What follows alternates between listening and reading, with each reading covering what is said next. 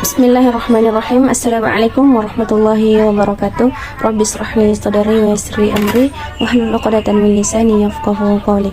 Allahumma shalli ala Muhammad wa ala ali Muhammad. Baiklah, perkenalkan, nama saya An-Nisa, semester 2, Prodi Manajemen Pendidikan Islam. Di sini saya akan memenuhi tugas yang diberikan tanpa mengurangi rasa hormat saya. Saya sebutkan namanya, yaitu Bapak Dosen Abu Rizal Akbar MPD. Baik, di sini saya ingin sedikit menjelaskan rangkuman dari mata kuliah Ilmu Al-Quran, yaitu Al-Quran sebagai wahyu, proses turunnya Al-Quran dan perbedaannya dengan Al-Quran sebagai wahyu adalah firman Allah Subhanahu wa ta'ala yang diturunkan kepada Nabi Muhammad SAW melalui perantara malaikat Jibril. Wahyu ini merupakan komunikasi langsung dari Allah kepada para nabi dan rasul sebagai petunjuk hidup bagi umat manusia. Jadi Al-Quran ini adalah perkataan Allah Subhanahu wa ta'ala yang dibawa oleh malaikat Jibril kemudian disampaikan kepada Nabi SAW. Adapun dalil dalam Al-Quran tentang wahyu, yaitu dalam surah An-Najm ayat 3-4, yang artinya, dan tidaklah yang diucapkan itu, yaitu Al-Quran, menurut keinginannya, tidak lain Al-Quran itu adalah wahyu yang diwahyukan.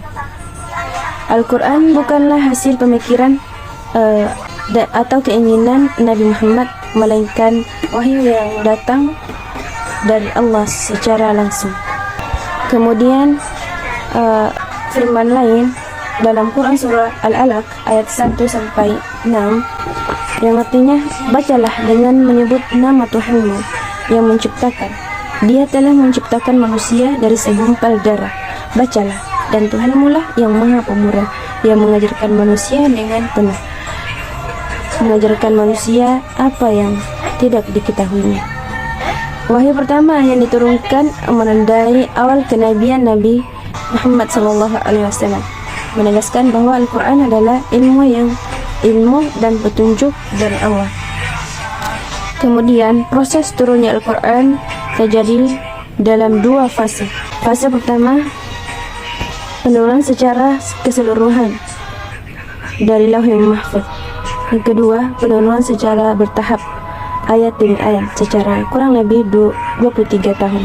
Kemudian perbedaan wahyu dan ilham. Wahyu adalah firman Allah yang khusus diturunkan kepada Nabi dan Rasul, tidak dapat diminta dan berhenti setelah Nabi, masa kenabian berakhir.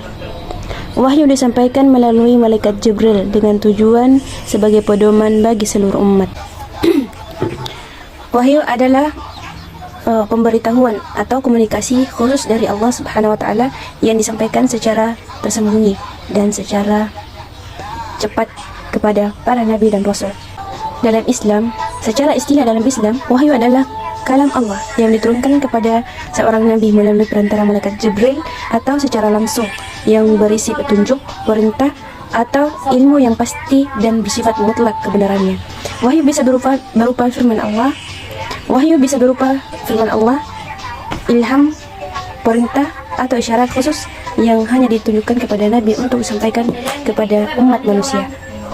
Wahyu berbeda dengan ilham karena wahyu bersifat resmi dan pasti berasal dari Allah, sementara ilham adalah dorongan batin yang tidak selalu jelas sumbernya. Sekian dari saya akhiri dengan ucapan Assalamualaikum warahmatullahi wabarakatuh.